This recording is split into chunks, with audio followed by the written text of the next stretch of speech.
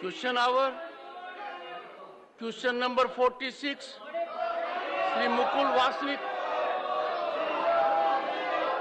Honorable Minister. उनको प्रधान पद रख दिया गया।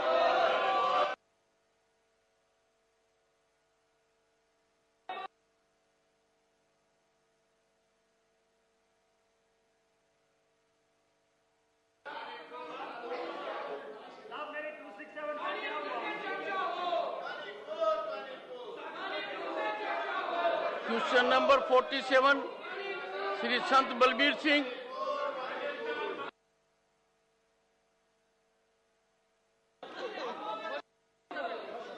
Sir, point of order. Honorable Minister.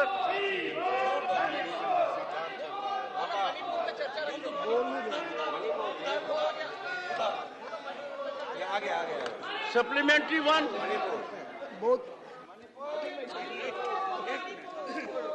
मैं मानयोग मंत्री से पूछना चाहता हूं कि जो क्षेत्र परिवार भलाई मंत्री से की सरकार को देश के दिमागी तौर पर कमजोर और अपाज बच्चों बारे जानकारी है, जेकर हाँ तो पिछले 3 सालों के राज अनुसार वेरवा मणिपुर बोलिए सर मणिपुर की सरकार मणिपुर के कारण जेकर हाँ तो इसके वेरवे मणिपुर क्या हत्या है? जेकर नहीं तो इसके कारण दसे जाए। मणिपुर का नंगानाथ सर बच्चों के भविष्य लिए कुछ कर रही है। You made your point, Honorable Minister. Rajasthan, Chhattisgarh, Manipur. Sir, माननीय सदस्य ने जो प्रश्न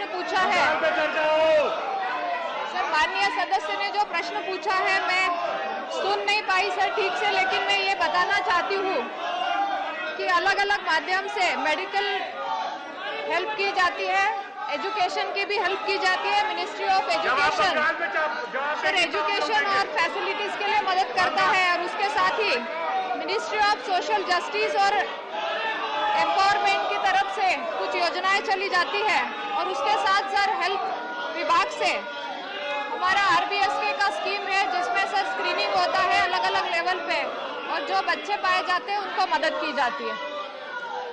Second supplementary.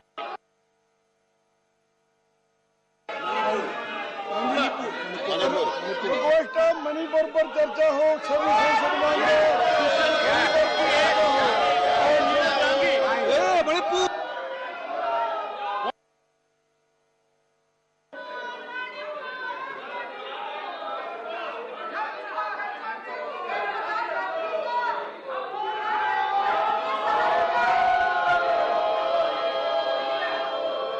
Supplementary one. Question number 49, Dr. C.M. Ramesh.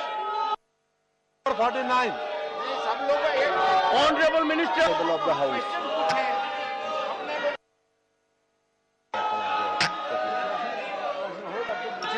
ये प्रश्न तो आ रहे हैं ना, अपने हो या ना हो। Whether steps like essential drugs will affect the price control in place of essential medicine, and steps taken by the government to maintain affordability of these drugs in the interest of the patients, and how many Jan Aushadhi shops has been opened in India. Honorable Minister. महोदय, सरकार का माननीय प्रधानमंत्री जी का कहना है सबका साथ, सबका विकास, सबका विश्वास, सबका प्रयास, और हम एक स्वास्थ्य का अंत्योदय कर रहे हैं। जहाँ तक माननीय रमेश जी ने चिंता व्यक्त की है गरीबों को सस्ती दवाई मिल सके, इस अवसर पर मैं उन्हें कहना चाहूँगा कि 9,512 जन औषधि केंद्र पूरे हिंदुस्तान में खोले गए हैं, जिस पर जेनरिक दवाइयाँ मिलती हैं, और बाजार की तुलना में 50% से लेकर के 90% तक लोगों को उसमें बचत होती है। और केवल 2023 में चेयरमैन सर 679 करोड़ रुपए की जो बचत हुई है, और लाखों लोगों ने, करोड़ों लोगों ने उसका लाभ लिया है। एक दूसरी योजना है अमृत योजना। पहला आउटलेट अमृत फार्मेसी का 15 नवंबर 2015 को ऑल इंडिया इंस्टीट्यूट दिल्ली में माननीय प्रधानमंत्री के कर कमलों से खुला था और इस समय 149 अमृत फार्मेसी पूरे देश में हैं और उसमें खास तौर से कार्डियो से संबंधित मरीजों के लिए और कैंसर के मरीजों के लिए लगभग 50% कम पैसे की बचत होती है। इस प्रकार से माननीय प्रधानमंत्री जी ने जैसे 80 करोड़ लोगों को 5 किलो गेहूं और चावल मिल रहा है, जिस प्रकार से 9 करोड़ को गैस सिलेंडर मिल रहा है, जैसे 3.5 करोड़ लोगों को आवास मिल रहा है, जिस प्रकार से 8.5 करोड़ लोगों को प्रधानमंत्री किसान सम्मान निधि मिल रही है, इसी प्रकार से जो है ये अमृत फार्मेसी के द्वारा और आयुष्मान कार्ड के द्वारा के द्वारा आप देख रहे होंगे कि 5 लाख प्रति व्यक्ति प्रति साल का उनका 5 सितारा टाइप के जो अस्पताल हैं उनमें भी इलाज है। हम सबको मरना है, लेकिन मोदी काल में इलाज के अभाव में कभी भी कोई जो है उसको मृत्यु प्राप्त नहीं होगी। ये देश सर्वे बाउंड टू सपना, सर्वे संत strengthening public sector drug companies both under central and state government to increase the production of the essential drugs to break the monopoly of private pharma companies.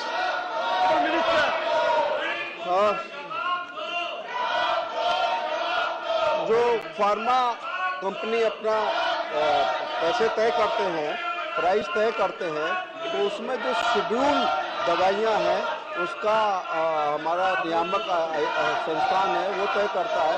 Non schedule जो company दवाइयां हैं उसका वो तय करते हैं, लेकिन उनको तो पूरी तरह से स्वतंत्र हम लोग नहीं रखते हैं, लगातार उनकी मॉनिटरिंग होती है और अगर वो इंक्रीज भी करेंगे तो एक साल में 10% से ज़्यादा प्राइस वो नहीं बढ़ा सकते हैं। ये इस प्रकार के कानून बनाए गए हैं कि मोनोपोली उनकी नहीं रहेगी। दूसरा, मोनोपोली इसलिए भी नहीं हो सकती है कि फार्मेसी में बहुत बड़ा कंपटीशन है, बहुत बड़ा कंपटीशन है और अब उपभोक्ता भी जागरूक हो चुका है, इसलिए उन पर नियंत्रण रखने के लिए हमारे पास तमाम संस्थाएं हैं। Question number 50 Shri Narayan Das Gupta. Shri Narayan Das Gupta, question number 50।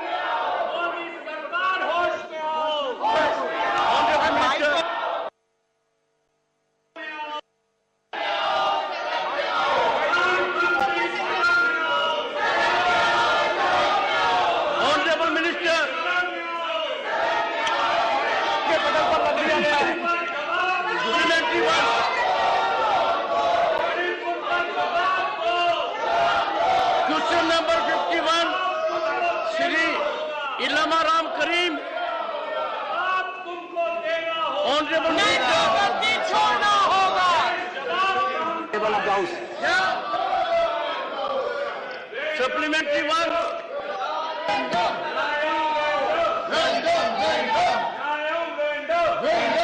Question number 52. Shri Prabhakar Reddy. Vemi Reddy.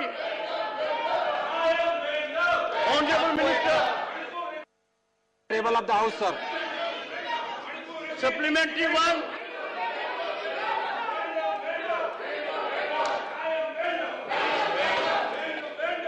Question number 53, Shri Rakesh Sinha.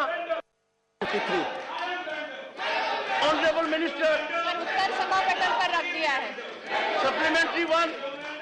सभापति महोदय, national family health survey report एक महत्वपूर्ण रिपोर्ट होता है जिसके आधार पर सरकार स्वास्थ्य एवं परिवार संबंधी नीतियों का निर्धारण करती है। मैं माननीय मंत्री जी से जानना चाहता हूं कि इस रिपोर्ट को तैयार करने में क्या जनजातीय क्षेत्रों को शामिल किया जाता है, क्योंकि जनजातीय क्षेत्रों की रहन सहन पारिवारिक स्थिति भिन्न है, इसलिए मुझे लगता है कि जनजातीय क्षेत्रों को शामिल किया जाना चाहिए और जो सैंपल लिया जाता है उसमें सैंपल साइज बढ़ाना चाहिए। यही मेरा मंत्री जी से सवाल है। Honourable minister. माननीय चेयरमैन सर, बहुत ही अच्छा सवाल आदरणीय सदस्य ने पूछा है। मैं आपके माध्यम से, सदन के माध्यम से अवगत कराना चाहती हूँ कि NFHS डेटा जो है वो एक क्वालिटी डेटा प्रोवाइड करता है जो कि प्रोग्राम चल रहा है, हेल्थ सेक्टर में किस तरीके का प्रोग्रेस हो रहा है उसको मॉनिटर भी करता है। और ये NFHS डेटा जो लास्ट ईयर का 1921 का हुआ है, तो वो 707 जिलों में हुआ है, और जिसमें कि सभी क्षेत्र, ग्रामीण और शहरी क्षेत्र को ये डेटा प्रोवाइड करने के लिए सर्वे होता है, जिसमें जनजाति क्षेत्र भी होते हैं। सर, सभी का विकास करना है, सबका साथ, सबका विकास, सबका विश्वास और सबका प्रयास, इस माध्यम से अगर हम सोच रखते हैं, मुझे लगता है ये सैंपल और ये सर्वे सभी क्षेत्रों में होता है, और खास करके ट्राइबल एरियाज में जहाँ पे जो ज़रूरतें हैं वो आवश्यकताओं को पूरा करने के लिए ये सर्वे एक साइंटिफिक सैंपलिंग के माध्यम से जो नीतियाँ तय करनी होती है, मदर चाइल्ड डेवलपमेंट हो, न्यूट्रिशन हो, हेल्थ सेक्टर के अलग अलग नीतियों को निर्धारित करने के लिए ये NFHS डेटा बहुत ही महत्वपूर्ण साबित होता है। धन्यवाद। Second supplementary honourable member. सभापति महोदय, इस रिपोर्ट के द्वारा हम परिवार की प्रवृत्तियों को जानते हैं, पति पत्नी संबंध हो या फर्टिलिटी का संबंध हो या महिलाओं की आज़ादी हो। तो मैं जानना चाहता हूं, चूंकि भारत में धर्म की अहम भूमिका होती है पारिवारिक जीवन को तय करने में, अलग अलग धर्मों में अलग अलग प्रकार की परंपराएं होती हैं, उसके आधार पर मैं जानना चाहता हूं, क्या नेशनल इस रिपोर्ट में सभी धर्मों के लोगों को शामिल किया जाता है, और शामिल किया जाता है क्या उन धर्मों विशेष को शामिल किया जाता है जो यूनिफॉर्म सिविल कोड से बाहर है, क्योंकि उनकी प्रवृत्तियों को जानना बहुत ही महत्वपूर्ण है जनसंख्या वृद्धि परिवार की दृष्टि से। Honourable minister. सर, मैं आपके माध्यम से ये अवगत कराना चाहती हूँ कि जो उन्होंने कहा है कि भारत विविधता भरा देश है, यहाँ अनेक जाति पंथ के समाज रहते हैं, और ये डेटा सभी का सर्वे कराता है। जब NFHS 5 डेटा सर्वे हुआ तो उसमें लगभग 6,36,000 हाउस होल्ड का सर्वे हुआ, जिसमें कि रूरल में जो 4,76,000 हाउस होल्ड थे और अर्बन में 1,60,000 से ज़्यादा हाउस होल्ड सर्वे हुए। सर, ये किसी जाति धर्म से परे सबको लेके ये सर्वे होता है। 707 डिस्ट्रिक्ट में हुआ। सर, ये हेल्थ डिपार्टमेंट का ये इतना सबसे लार्जेस्ट सैंपल हाउस होल्ड सर्वे है कि जिसमें अलग अलग नीतियों को तय करने के लिए सर्वे होता है, जिसमें सभी जातियों का भी सर्वे के माध्यम से विवरण किया जाता है कि कौन सी स्कीम अच्छी साबित हो रही है। सर, जब हम नीतियाँ तय करते हैं तो वो पॉलिसी के लिए एक टेक्निकल एडवाइजरी कमेटी के माध्यम से ये सर्वे के लिए निर्देश दिए जाते हैं, जो सभी जाति धर्मों को इसमें समाविष्ट करता है। धन्यवाद।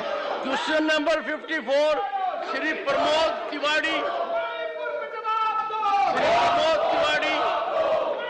Honourable minister.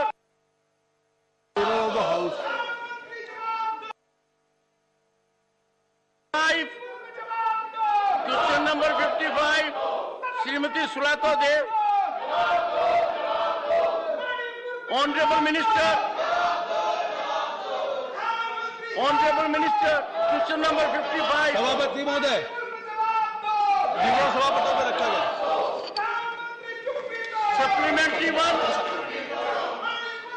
Honorable Minister, thank you so much, sir. Chairman, sir. Honorable Minister, the share of taxes collected from the tobacco and allied products in the gross tax revenue of government for the financial year 2022 and 23.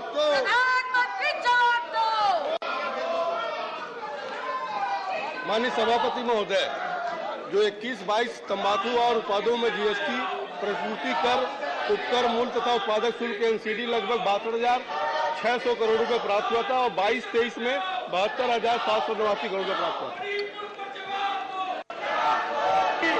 Second supplementary honourable member. Yes, sir. Yes, sir. Whether the share has been increased from the previous financial year, the state and union territories from which maximum taxes have been collected in the lieu of the said product. Honourable minister. Honourable minister. सभापति महोदय, विवरण सभापति पर रख दिया गया। Question number 56 miss Saroj Pandey. Question number 56. Honourable minister. Supplementary number 1 honourable member. कुपोषण भारत की एक गंभीर समस्या रही है और कुपोषण में अभी भारत बदल रहा है। ये दिखाई भी देता है। मैं सरकार को साधुवाद देती हूँ। बहुत विस्तृत उन्होंने उत्तर दिया है, लेकिन मैं मंत्री जी से जानना चाहती हूँ कि जो कुपोषित बच्चों का प्रतिशत है वो राष्ट्रीय प्रतिशत से ज्यादा है, तो क्या उनके लिए कोई विशेष योजना चलाई जाएगी? Honourable minister. माननीय सांसद आदरणीय सरोज जी ने बहुत ही अच्छा मुद्दा उठाया है। सर, हम कुपोषण को लेके बहुत ही गंभीर रूप से सरकार का ध्यान है और काम भी कर रहे हैं। सर, अलग अलग योजनाओं के माध्यम से माता को उपलब्धि की जा रही है। जननी सुरक्षा योजना हो या जननी शिशु सुरक्षा योजना, ऐसे अनेक कार्यक्रमों के माध्यम से प्रधानमंत्री सुरक्षित मातृत्व अभियान के माध्यम से, ताकि पहले ही वो डायग्नोसिस हो कि बच्चा कुपोषित तो नहीं है, तो माता और बच्चे की सुरक्षा को ध्यान में रखते हुए सर अनेक योजनाओं के माध्यम से नरिशमेंट के लिए भी ध्यान रखते हैं। सर, पोषण अभियान के माध्यम से prime ministers overarching scheme for holistic nourishment भी चलाई जाती है। तो हमारी mother and child protection card के माध्यम से भी उनको न्यूट्रिशनल का कंसर्न दिया जाता है। और विलेज हेल्थ सैनिटेशन और न्यूट्रिशनल डेज जो होती है, ये ग्रामीण इलाके में चाइल्ड केयर के लिए, ये कन्वर्जेंस के लिए ये मंत्रालय के माध्यम से भी ये योजना चलाई जाती है। सर, ऐसी अनेक योजना और राष्ट्रीय बाल स्वास्थ्य कार्यक्रम के माध्यम से 0 से 18 एज का जो एज ग्रुप है उसमें सर स्क्रीनिंग होता है। सर, आंगनवाड़ी के माध्यम से हमारी आंगनवाड़ी कार्यकर्ता स्क्रीनिंग करती है। आशा बहनों के माध्यम से भी ये स्क्रीनिंग होता है। और अगर कुपोषित है, अगर मालनरिश्ड है, तो उन बच्चों के लिए योजना के माध्यम से भी उन्हें मदद दी जाती है। Honourable member second supplementary.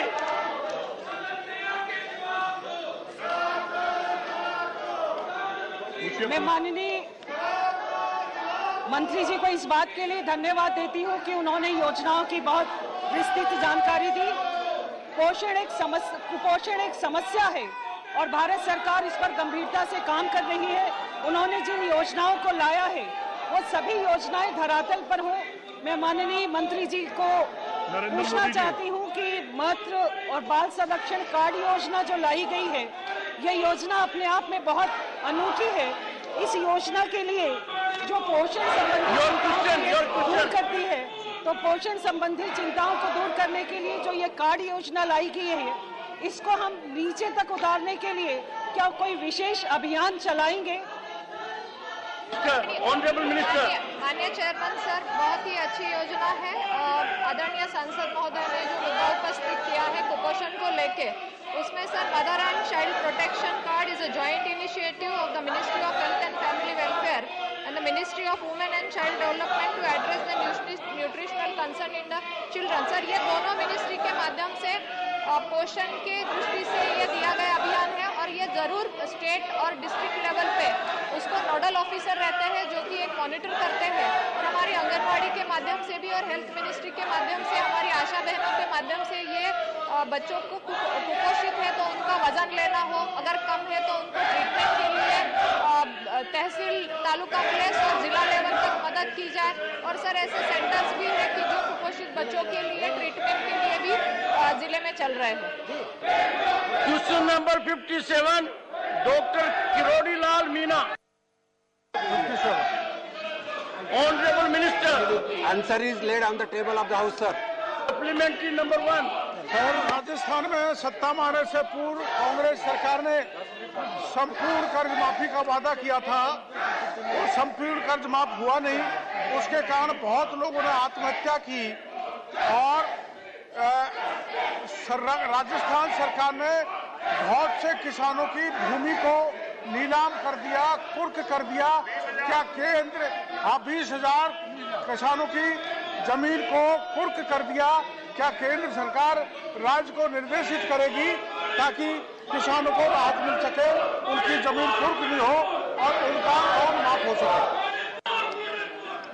माननीय सभापति महोदय, आपके माध्यम से मैं सभागृह को बताना चाहता हूं, प्रधानमंत्री मोदी जी के नेतृत्व में हमारी फाइनेंस मिनिस्टर मैडम ने जो बजट डिक्लेयर किया है, वो बजट में एग्रीकल्चर फंड बोल के 20 लाख करोड़ दिया है। इसी के साथ मैं बताना चाहता हूँ, अलाइड बिजनेसेस जैसे डेयरी हो, पोएट्री हो, शिप हो, ये सभी के लिए भी फंड डिक्लेयर किया है। अभी जो क्वेश्चन पूछा है waiving of the loan in Rajasthan, तो मैं बताना चाहता हूँ केंद्र सरकार के माध्यम से कौन सा भी किसान का कर्ज पिछले 3 साल में माफ नहीं किया है और ऐसी कोई स्कीम नहीं है। लेकिन मैं इतना ही बताना चाहता हूँ, जो किसानों के लिए जो सरफेसी एक्ट रहता है वो सरफेसी एक्ट नहीं रहता है। जो किसानों ने लोन लिया है तो किसानों को सरफेसी एक्ट नहीं रहता है और इसलिए किसानों को कोई तकलीफ नहीं है, किसानों ऐसे कोई सुविधा नहीं है। Honourable member second supplementary. किसानों के कृषि बीमा योजना में राजस्थान में बहुत जबरदस्त घोटाला है। किसानों का पर्याप्त कृषि बीमा नहीं मिला, इसलिए मैं मंत्री जी से कहना चाहता हूं कि कोई ऐसी कमेटी वहां भेजे जो जांच करे कि किसानों के बीमा के नाम पर जो ठगी हो रही है उसमें कार्रवाई की जा सके। Honourable minister. माननीय सभापति महोदय, मैं आपके माध्यम से प्रधानमंत्री जी का अभिनंदन करना चाहता हूं, क्योंकि प्रधानमंत्री किसान फसल योजना जो योजना बीमा योजना जो है ये बहुत ही महत्वपूर्ण योजना है और ये योजना के माध्यम से लाखों करोड़ों किसानों को पैसे मिल रही है, राशि मिल रही है। इतना ही नहीं तो मैं बताना चाहता हूं कि जिन्होंने अच्छे तरह से जो रजिस्ट्रेशन किया है उनको पैसा मिलता है, लेकिन इनके साथ जो किसानों को जो राहत मिल रही है, जैसा किसान क्रेडिट कार्ड हो, बाद में सेल्फ हेल्प ग्रुप को भी मदद मिलती है, बाद में इनाम के भी मिलते हैं और एग्रीकल्चर इंफ्रास्ट्रक्चर फंड, तो अलग अलग स्कीम के माध्यम से किसानों को मदद हो रही है। अभी क्वेश्चन जो पूछा है जिसमें जो राजस्थान में फसल बीमा नहीं है, तो राजस्थान में कौन से कंपनी को जो मिला जिका है, जिसमें प्राइवेट कंपनी भी रहती है और सरकारी कंपनी भी रहता है, तो वो जो उसके राजस्थान के गवर्नमेंट के तरफ से रिपोर्ट आने के बाद उसके ऊपर डिसीजन हो सकता है। Question number 58 Shri Ramnath Thakur. बीमा घोटाला उन्होंने खुद ने किया है, जल शक्ति मंत्री ने। Honourable minister. Question number 58। Question number 58 honourable minister.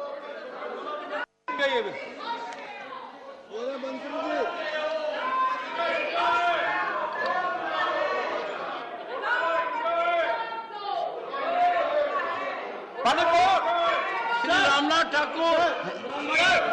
Supplementary 1। Manipur. Question number 59 Shri Manas Ranjan Mangaraj.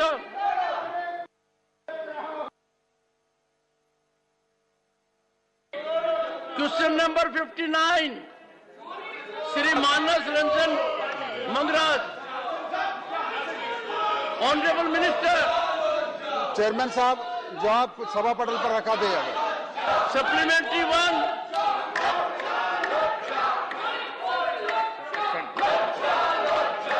Question number 60 Shri Sujit Kumar. Question number 60 Shri Sujit Kumar. Absent. Honourable minister.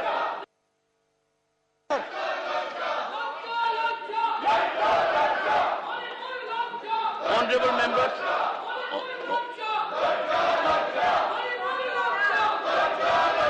Sit down.